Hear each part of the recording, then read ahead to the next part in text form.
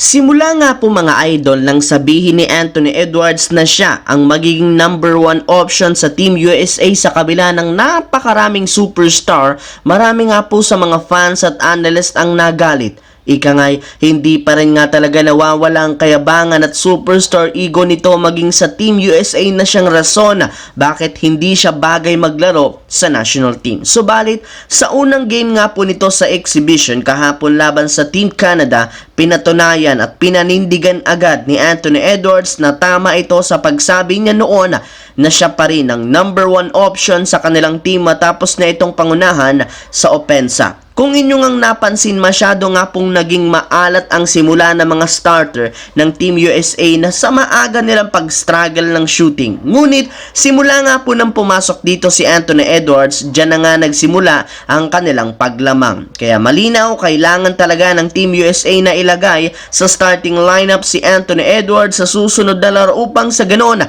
hindi na maulit ang kanilang last game laban sa Canada. Samantala, kahit gaano man nga po kaganda ang tandem ni Stephen Curry at LeBron James, kinailangan muna nga nila ng kaunting oras bago ito mapagana. Kaya hinihiling ng mga fans na isama si Ant-Man sa kanilang starter. Kayong nabanggit nga natin ang duo ni Curry at LeBron sa Team USA pagkatapos nga po ng nakakamanghang performance ng dalawang ito kontra sa Canada, pinagkaguluhan nga sila agad sa social media. Marami nga po ang nagsabi na ang tandem nga nilang dalawa ngayon ay ang upgraded version ng duo ni Stephen Curry at Draymond Green. Yes, mga idol, parehas rin naman ngang mahusay sina Draymond at LeBron pagdating sa playmaking upang makakuha si Steph ng magandang tira sa 3-point line. At sa pagkakaiba lamang, hindi na alam ng kanilang kalaban kung sino sa kanilang dalawa ang babantayan at pahihintuin. Ang 3-pointer nga ba ni Stephen Curry o ang drive ni LeBron James? At yan ang kasalukuyang pinag-iisipan ng teams na kanilang makakalaban sa Paris Olympics.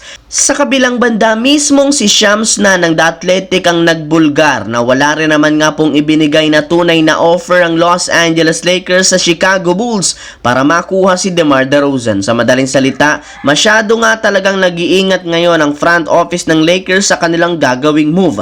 Sa katunayan, ibinulgar na rin naman nga ngayon ang isa pang insider na inayawan at tinanggihan rin naman ni Rob Pelinka ang isa pang offer ng Bulls na si Zach LaVine. Ayon nga dito, pumayag na nga sana ang Bulls na ma-trade sa Lakers si LaVine kapalit si D'Angelo at ilang mga trade assets, ngunit hindi rin naman nga ito tinanggap ng kanilang team dahil sa napakalaki nitong sweldo. Yes, mga idol, umaabot rin naman sa 40 million plus ang sahod nito kada taon at mas tataas pa ito next year, kaya kung sakali man nga pong kunin nila ito, mas tataas pa ang laro ang kanilang bayarin. Sa kanya pala nga po malulugi na sila gayong mauubos nga agad ang kanilang cap space at kapag nangyari yan, mawawalan sila ng abilidad na makakuha ng iba pang players na makakatulong sa team. Sa madaling salita, masisira ni Zach LaVine ang lineup ng Lakers ngayon na meron ng solidong chemistry.